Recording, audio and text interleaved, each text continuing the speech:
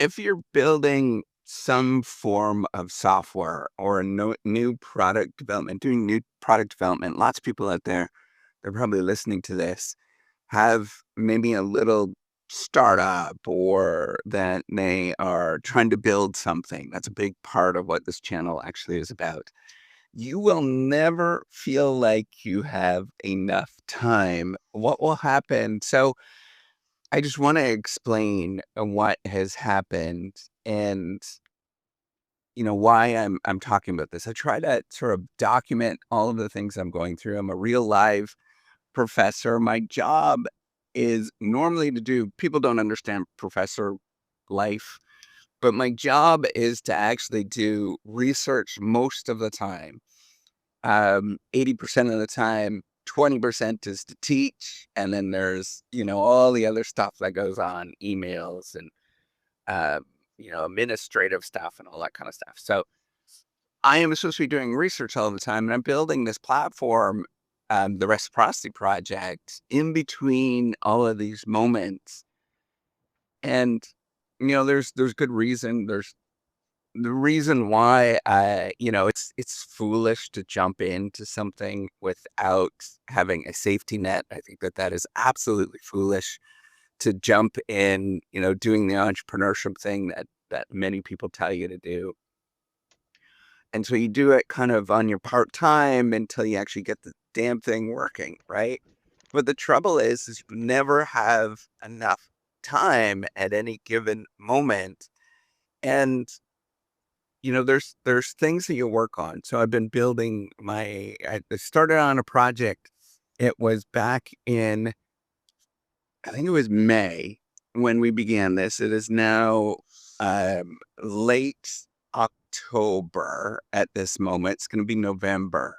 And we started on this thing. I was really excited about this potential feature or module, whatever you want to call it, of the platform because I think it's quite revolutionary. I think it's first of its kind. It doesn't exist anywhere else, and it's extraordinarily revolutionary. You can call it the TikTok of science of what it actually is. And it's live. Today it went live.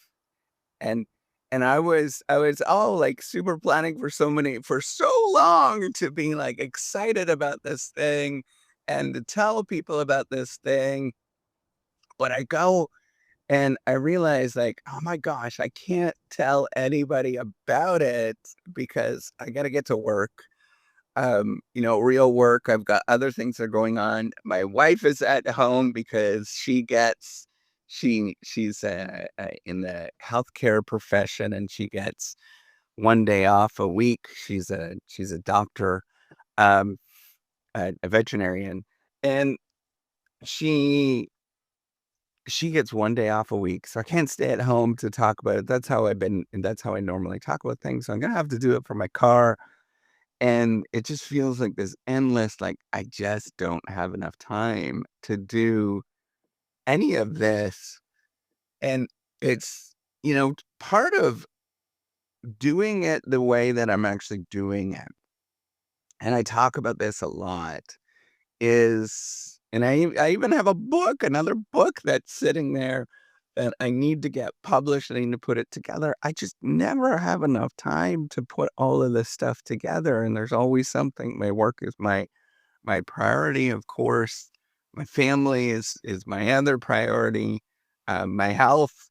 And so I'm trying to do it in all these kind of different moments. And when something really spectacular happens, I can't, you know, I love how people are like, well, just do this, this, and this.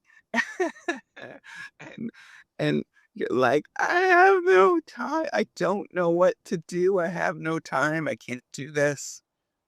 And you just simply have to forgive yourself at any given moment and realize it's just a long journey and it's always going to feel fledglingly like just it's not working out and you wish it could, but that's just the name of the game. That's what it means to actually do something entrepreneurial. It's that at any given moment you feel like it's falling apart. You feel like you're falling apart. And you just try to make time, make effort at any moment, trying to put this thing together until you actually get the damn thing to actually work. And I think like people don't understand how that actually is and what that looks like. But that is very, very typical of most kinds of entrepreneurship that are like this. Everything kind of always feels broken. You always feel broken, but you get back up and you just do it again and you do it again and you do it again. Right. I think like, you know, there's people that sort of have this perfect world of what it actually means.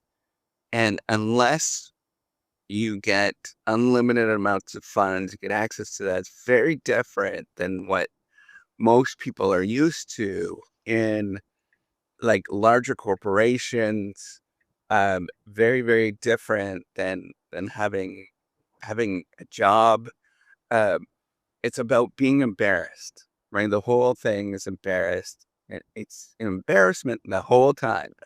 It's feeling like you don't know what you're doing. Like that's the journey more so. And I was, that this is a good point, I think, of what's the difference between grad school and actually doing entrepreneurship.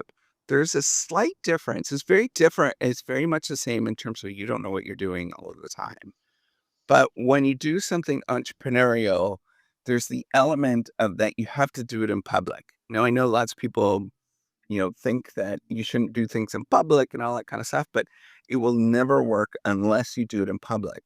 So you have to do this combination of being nervous and certain, all of these kind of things, but you're doing it in the public eye all of the time at any given moment. And you're incredibly embarrassed for what you're doing. And you wish that you would have things put together. Um, and you wish that it would work better, but you just don't really have the right answer.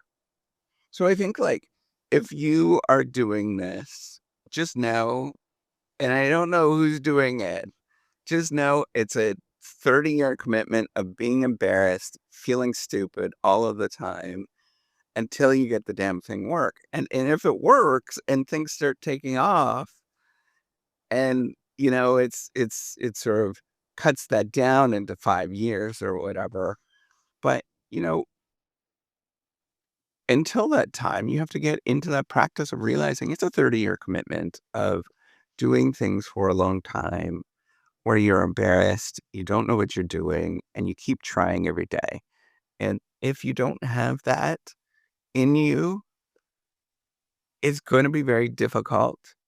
But if you have it in you, you realize it's just a journey. The whole thing is fun, exciting, and interesting at any given moment. All right, take care and have a wonderful day.